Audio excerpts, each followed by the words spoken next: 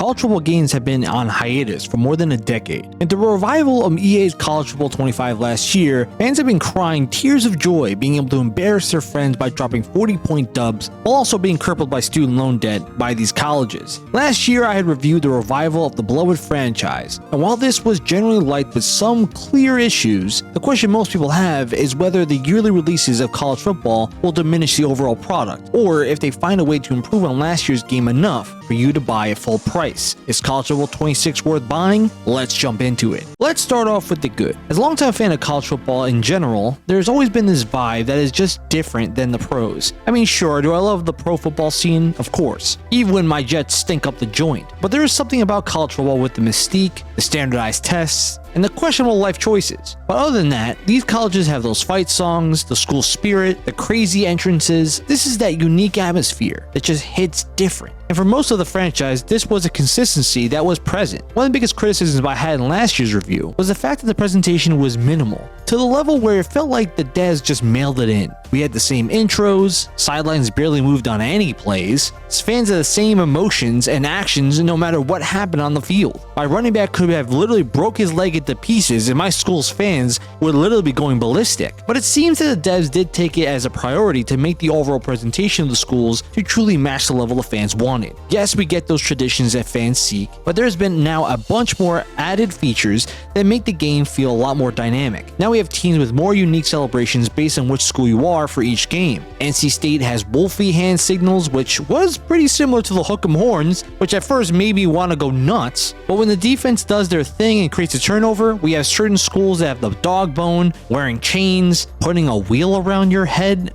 I guess that makes sense. I mean, whatever. The fact is, these are traditions. As wacky and different as they are, it's something that actually happens for daily games. And the devs took the time to make these experiences as a daily occurrence so that fans can recognize these as stable events that happens for their teams. One of the biggest changes for the positive has to be the clear adjustments to the broken systems from the previous game. One of the new concepts that was introduced last year was the wear and tear system, which basically is a play-to-play regulator that makes certain players feel tired or worn down based on what happens to them throughout the game. In my review video last year, I straight up cooked EA for making this system basically broken. Every game I would run a few plays and all of a sudden my running backs or receivers were literally on their deathbeds needing subs for the entire quarter. And I get it, football is demanding. But even when I call a timeout to try to get some rest because I need them for a big moment, it would be out almost indefinitely. So when I booted up the game, my expectation was that my dudes were going to be broken like they were made of paper. But I'm happy to announce they actually fixed the system. Yes! I mean, it's not like it's perfect, but at least my dudes aren't run down to the point where every time I ran an outside zone, they would need an iron lung to survive. It sort of makes sense with how the games work. When your players are getting beat up on, they're going to be worn down. When I was playing Road to Glory, my offensive line was horrendous, and I was getting sacked every other play. Throughout the game, my dude was shot and nearly was snapped in half. So his stats were altered because he wasn't at his full potential, which could impact the overall performance of the game. This does show a clear change from last game because at least the wear and tear system seems to be adjusted. It's not as drastically stupid as it was in the previous title. Now, when it comes to best overall mode to play, I have to give it up to Dynasty. Similar to last year's Dynasty mode, it is basically a franchise component where you create as coach to lead a program to hopefully either continue the winning traditions of that school or find a way to get that school out of the dumpster fire and make them good. Now, like I've done in the past, I became the head coach of a mid-tier program to try to give myself a challenge. Mars Manor takes the reins of the NC State Wolfpack and is looking to bring a national title back to the red and black. Straight up the pinnacle of man here. Based on the level of program you do get some perks or challenges. If you're a 3-star team or below like NC State, you do have to be strategic in how you recruit players, mainly because you're not the same level as some top-tier schools like Alabama or Michigan with a larger pipeline where you can pull athletes from. You might have to bribe some players or families to show up to your games. I mean, that just comes with the territory. But the benefit of leading these small programs is that you technically can pull off some crazy magic by bringing your team from the dumps to the college football playoff and really be a legend. Because let's be real, if you take over a giant program like Alabama and let's just say you stink, you probably will look like a failure. A big, fat failure. And based on your success or failures each week, you can upgrade your coach's attributes that can boost the skills of players, help with recruiting, or boost your training for your program. And that's where the archetypes of your coaches come into play. Basically mirroring last year's version, it does carry a really in-depth system of upgrades that does shine in Dynasty mode. It does take a grind to really enjoy this mode thoroughly, but I have to admit, Dynasty mode gets better with more seasons you play so that you can really fully enjoy your character. Because as one season ends, you finally get to experience the coaching carousel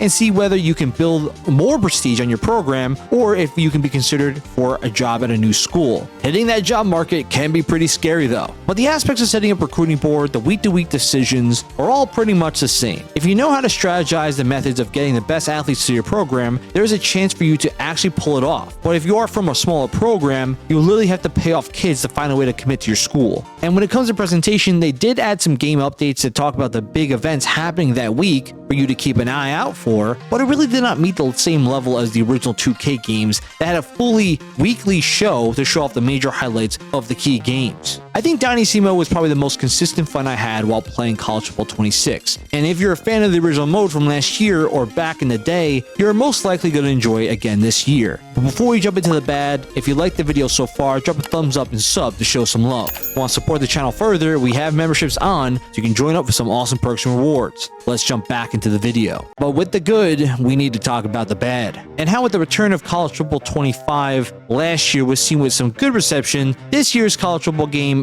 definitely had its struggles. Unfortunately, with the return of College Football yearly releases, we somehow found a way to make the game's movement worse. Somehow the game sucks again. I never thought that with how well the game felt last year with its ball carrier-centric gameplay, press cuts that can put people into a spin cycle, to now feeling like each player is 500 pounds and making each cut in a direction feels like it's an absolute chore that puts your dude in a constant asthma attack. Like, I've never thought that they would take the gameplay loop from last year's game, which, yes, for offensive players was very arcadish with how sharp you can cut, sometimes can be considered outrageous, to then look to Madden and say, let's follow that dumpster fire and make a carbon copy of that game. All right,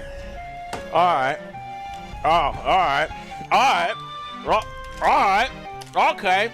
I don't get whether the devs were just getting lazy or were hit by the dumb ray and lost brain cells, but this is just bad. Last year I sort of destroyed the devs for making the gameplay for defenders to be just straight up awful. But not only did they do that in this game, but they made the AI brain dead. Defenders feel like they are at a major disadvantage when moving, especially horizontally. When you're trying to break down and make tackles, my guy feels like a pee-wee player trying to tackle pro players. Like, they're just out of their league. I get it, the game is trying to get players to score more points, but for God's sakes, my dude is a straight up liability in the open field. And when you try to stop a player in online play, you just get embarrassed. That's all I need. Some teenager to trash talk me over online play. Might have to just call it a career. Like, honestly, I never intended for defensive players to be as wild as they were back in the day in games like NFL Street or NFL Blitz that just let you dive 10 yards away and can absolutely destroy offensive players. But it's still, defenders just stink. When you dive, you just look like a joke. A straight up clown. I mean, you have a better chance running into the player than actually planning on tackling anybody. I feel like a robot when trying to be a defensive end. There were several times that looked like I needed a team of help when defending the read option. I would just be oblivious and dive randomly. Like, sorry guys, I'll just go back to the facility now. Sorry for the inconvenience. There's one thing if I'm just a goober and I'm just trash at this game. But when the AI literally sabotages you, I just can't accept that. There are times when playing where the AI defenders just turn around, run away, like they just want to leave mid-game to go find a hot dog at the concession stand. You have to think about what are the possible ways the AI can be bad to ruin your experience. And somehow, some way, the devs hit every single box. We have defenders running and leaving the entire game behind. Secondary players completely failing in their assignment in the first 2 seconds of the play, or better yet, simple mechanics like tackling or getting a fumble seem to be near impossible for some of these AI. When you're trying to play games to build your dynasty or prevent your created coach from being fired, and all of a sudden you see some of your players literally throwing the game purposely because they want you gone. I was literally going ballistic. I feel like I was on the sidelines watching my team just play like trash on purpose to teach me a lesson about friendship or something. Like, make the damn tackle. Where are you going? Now, I don't know if there's an update that makes the adjustments to this or something, but this makes really close games to be broken, where every moment matters. This just doesn't work. I've lost close games because the computers either were just outsmarting each other, or my own team decided to do the Antonio Brown method of football and decided to choose violence and call it a career. And when you think of simulation football games, and if the word simulation is taken loosely and doesn't really work much at all, then the whole function of the game is broken. Now, unfortunately, one of the biggest L's of this game comes from its Road to Glory mode, which if you viewed last year's video, I had completely torn apart. And back in the day, this mode was made to give you the chance to play as a brand new college athlete at any position you want and go through the college process, signing to a school, going through the day-to-day as a college athlete, which means you're probably skipping class, forget to study for the midterm, and as you progress through the college career, your goal was to win titles and get the Heisman Trophy. So last year when I got to play this mode again, I instantly realized, oh no, they ruined it. Look what they did to my boy. Similar to last year, there are some major flaws in this system. At the start of the mode, you get to pick if you're a 5 to 1-star recruit. Basically, this gives you some base skill levels and you either have to grind to get your player better, or they start as a top tier player ready to start on day 1. So far, so good. In my Road to Glory, playing as Beef Wellington, I chose to be a 3-star dual threat quarterback that would be similar to Josh Allen, but much worse. Probably getting to the level of Zach Wilson, but actually knowing how to play football. Now, one of the biggest changes from last year's game was they actually gave you the chance to play in high school and earn your way to get some bonus points to get your players some looks as you progress through the playoff tournament, which honestly was a major plus to me. I had downloaded the online roster of Mountain Dewsters, which is basically a team dedicated to the overly caffeinated soda with some outrageous jerseys. And honestly, I would have loved to just play through games, try to win the state chip, and have fun based on the stats I get. But for some reason, the devs decided to include some really weird system that you weren't just playing for stats, but you were also building for highlight moments. Like you're building a highlight tape. And these are basically you completing specific missions for every drive, and if you don't complete them, you lose out on popularity that could be earned for teams that you're interested in, which I'm honestly not a fan of. I'm not playing for highlights. I'm playing to help my team win and to show off my ability. And sure, I like the idea where you have a list of top 10 teams that you're interested in, and each team has their own specific missions you need to accomplish to get them more on their radar. And if you fail these missions, then they will pull themselves out of contention. That's not a bad thing, but some of these challenges are crazy. Like you need to scramble for 60 yards on this drive and score, and if you don't, we're pulling ourselves out of contention. I mean, I get it. I'm a Chad. But if you put me at the 30-yard line in a drive, I'd have to run all the way to the 10-yard line only by scrambling just to complete this mission. That is just dumb. Like beyond dumb. Or better yet, if I have to be efficient with the ball and I need my receivers to actually, catch the dang thing, and for some reason these challenges my teammates are trash. Look the ball in, please. Do the diamond method, secure the ball first. They literally would cause me to fail missions outright because they stink at playing the game. It almost felt like they're doing this on purpose. And what's wild is I actually chose to play in a high school in West Texas to be amongst higher competition. And for some reason, the game decided to make my life a living hell and have it rain every single game. Like, West Texas has so much rain in the desert. But by the end of your high school career, you get to pick a college in the selection process, which was pretty funny and a positive to me as well. There seems to be a lot of inconsistency. From here on out, the problems just get worse. After you pick your school, you find out you're a bench player or if you actually have a chance to compete for the starting spot. And just like last year, the system is pretty much broken.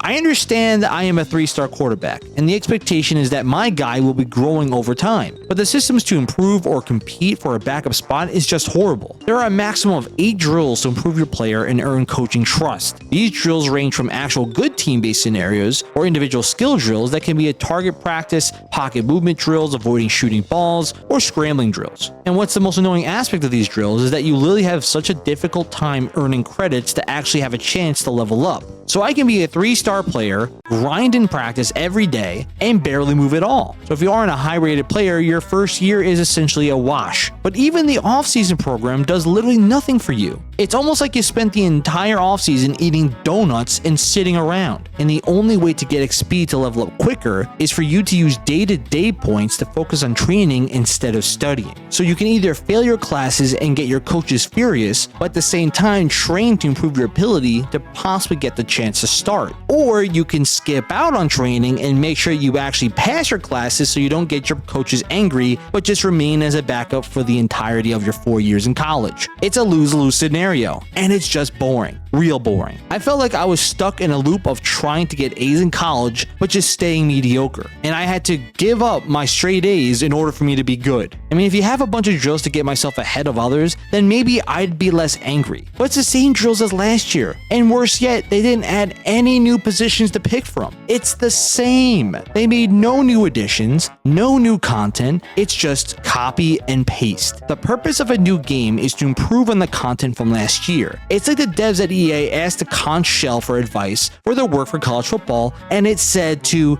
do nothing. The only chance you have to actually have fun in this game is for you to be a 5-star recruit that's a quarterback or linebacker, just so you can be involved in every single play. I still can't believe they never added an edge rusher or a defensive lineman. These are basic positions I know for a fact that so many people would love to try out. And with the bad, we need to talk about the ugly. I mean, this should be obvious, but Ultimate Team is back and I need to rip into it. I mean, I could make a whole video about how gross this mode is, but I'm just gonna be brief. It stinks. It's greedy, it has less earnable content than normal, and it's just bad. Ever since FIFA 09 had introduced the concept of Ultimate Team, the idea had made EA billions of dollars a year with the revenue solely from this game mode. It's basically card pack gambling that is being pushed to teenagers to trick them into wasting their allowances on these made up card packs. So when you jump into the mode, you get to do challenges to earn EA dollars to possibly purchase card packs to unlock characters to add to your squad. Now these packs are generally pretty awful players, like dudes you probably have never heard of before, like Hangle McCringleberry, and you're expected to outline your team with these goobers to try to compete online. And these packs are like 1,500 points, so it isn't cheap.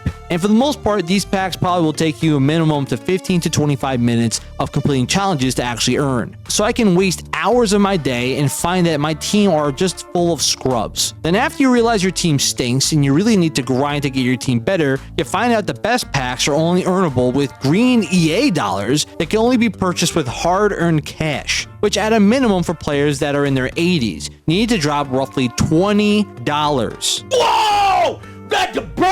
Bro, they cooking with this one. They cooking. The suggestions are better. I don't know about you, but this Dave & Buster's method of making money is disgusting. This system encourages a pay-to-win mentality. And for anyone that gets addicted to this mode, you get put down a slippery slope. This is just gross. And hopefully people can protest this enough so we never have to see this again. But I highly doubt it. So when it comes to College Football 26, there is both positives and negatives. Dynasty mode is clearly the best mode to play in this game. Creating your own coach and seeing how far you can get before you get fired or some sort of scandal clearly is the best way to play the game. The adjustments to the presentation and the wear and tear system were great to see, while the overall gameplay loop actually somehow got worse. Road to Glory still disappoints, and the Ultimate Team is as gross as always. Unfortunately, my fear of college football franchise following the footsteps of its greedy, disgusting brother in Madden has come to fruition. And I have a bad feeling that we got stuck in this loop of continuing the slop every year unless real changes happen. The game keeps majority of the same stuff intact, which is good, but does fall backward on big aspects that do tank the score for me. I'd say this game is actually worse than last year's college football game, and that's just a shame. I'm giving College Football 26 a 6 out of 10 and a Marsman Gaming mixed bag accolade. I really wanted this game to be a step up from last year and to continue the tradition of college football games being better than Madden. But unfortunately, EA and General Greed seem to have teamed up, and it looks like we're barely going to see any real changes on a yearly basis. I personally wouldn't recommend buying this game if you're expecting a major change from last year's title. But if you are a sports fanatic and have to choose between this game or Madden, there's probably a longer lifespan to college football than Madden could be. Let's hope next year's is a step up that's actually worth $70. If you're a fan of Madden, I did create a review of last year's Madden title, and I will be creating a review for the upcoming Madden game that does release soon. Check out the video in the end screen. If you haven't done so yet, hit that thumbs up and subscribe for future content. Until next time, this is Marsman signing off. Game on.